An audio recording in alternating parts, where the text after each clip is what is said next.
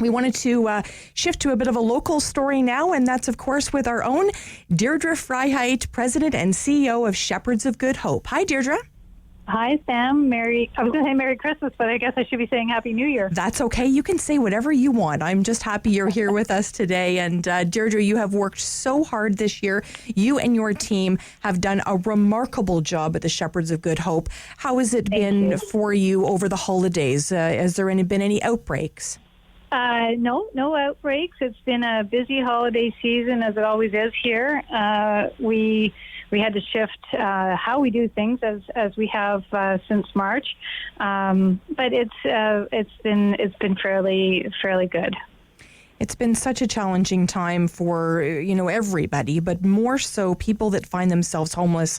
Were really devastated to hear that they couldn't use washrooms they would normally use or any of those things, especially when the pandemic first hit. And you worked very closely with a number of partners, of course, and a number of people in the city to ensure that people were cared for. It must have been challenging on top of running the shelter like you do. We did, and it certainly was a challenging time for everyone. And of course, I think what happened during the pandemic is that homelessness has become far more visible in the city than it was before. We've been talking about a housing crisis, an opioid crisis, a pandemic, and that trifecta, overlapping has been really difficult. But I think the pandemic really showed that homelessness is a massive issue that we really have to deal with. And when everything was shutting down and services were not available to people as they were pre-pandemic, we really saw the impact of that on people who are already struggling with trauma, with mental health challenges, with substance use disorders, disconnecting from their families, all of those things that, their days are hard to begin with, let alone adding that to it. So it has been a big challenge, and I just have to give a huge shout out to our staff and our volunteers and our community partners, because we could not have kept the transmissions as well as we have, and just not have supported people as well as we have without all coming together to do that. And it takes a community to do that for sure. It certainly does. And let's talk about the opioid crisis, because I think this is a really interesting way to sort of talk about how, to your point, a bit of a perfect storm, the affordable housing, opioid, and of course, this very challenging crisis we're in terms of the pandemic. How many lives do you think in Ottawa have been lost? Do you know, Deirdre, to the opioid crisis? I don't have the numbers at my fingertips, Sam. I can tell you that, at the beginning of the pandemic when things were shutting down and people didn't have the services, a lot of their challenges with mental health and substance use goes up. And we certainly have had a rise in overdoses, probably by the last count was somewhere around 25%. That's a big increase. Our staff, in the midst of, all of what was happening with the pandemic, have also been regularly and daily reversing people from having overdoses. When you're already in crisis, and sometimes you mask those your trauma in substance use. You just add all of those things together. It certainly hasn't helped. So that's been a big challenge for us, along with everything else. And just thinking about people who are experiencing trauma and have experienced a lot of trauma in their lives, to add that to it has been very, very difficult for them.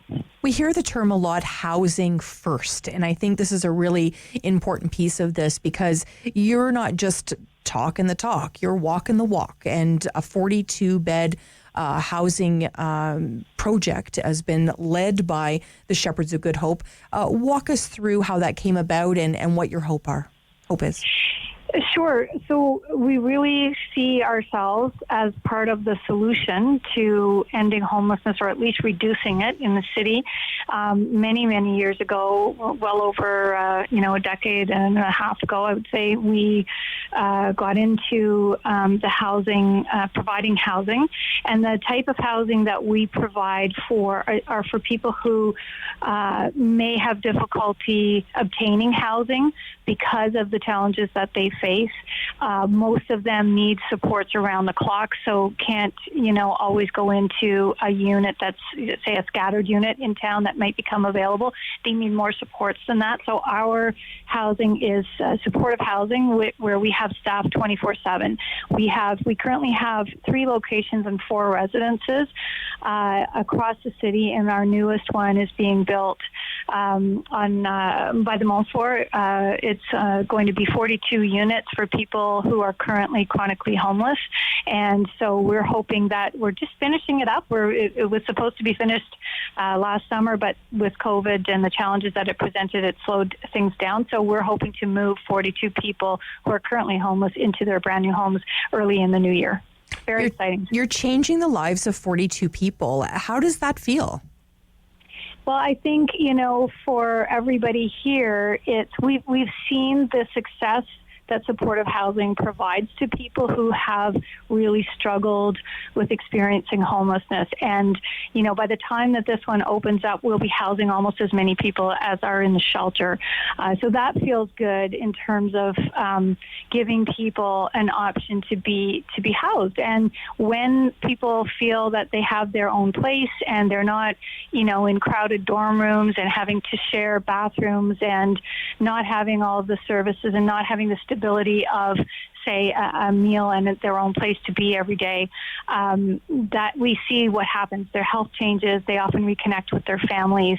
We're able to reintegrate them into the community, and they want the same things that you and I do, which is a nice place to live and a supportive environment. And I think that we see that every day because we're able to provide that for a lot of people. But of course, there isn't enough of it in town, unfortunately. It's interesting, when I drive by and I see someone who's found themselves homeless, I often think to myself, when teachers ask in, maybe grade 5 or 6, what does everybody want to be? I don't think anyone's arm shoots up and says, I want to be homeless. It's no one's dream to be homeless. Exactly. And I think there's so many things that lead people to homelessness. It's a job loss, a separation, a mental illness, like you've mentioned, addictions. We know that every single person has a story, and those stories that you tell touch our hearts. Can you share one of them with us, Deirdre? Sure. There's one that really, there are many that stick with me because we have so many people coming through our doors, and that's unfortunate. I'm glad we're here, but we would prefer not to be in the emergency shelter business and just be able to provide everybody with a home. But, you think of it's trauma that really brings people to experiencing homelessness, and, often that leads to substance use disorders. We had one woman here many years ago who, and I've told this story before, but it just sticks with me, where she was 12 years old. She'd been abused by her father since she was 4. She left her home at 12 because she just couldn't be in that environment anymore, but she didn't have any support. She had no money. She's 12 years old, so she can't get a job. She somehow managed to get herself from the Ottawa area out west, and of course, with no skill sets and no supports, she was taken advantage of, and, that started her down her path of substance use disorder, of experiencing homelessness many times, of being, abused and taken advantage of by many, many people in her life. And she did find her way back to Ottawa eventually, and she came to us, and she was in the shelter, and we were able to provide her with housing after she'd been with us for a while, and she did really, really well for a long time. She had a few setbacks, but she's now become a peer support worker, and she can provide a lot of support to people because she's been there.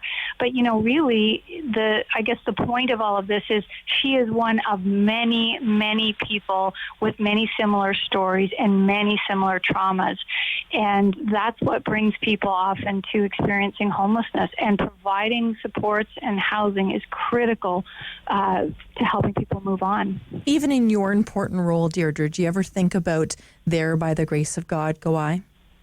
Absolutely. Absolutely. I don't think any of us have been untouched by whether it's substance use. We know people, friends, family members who abuse substances.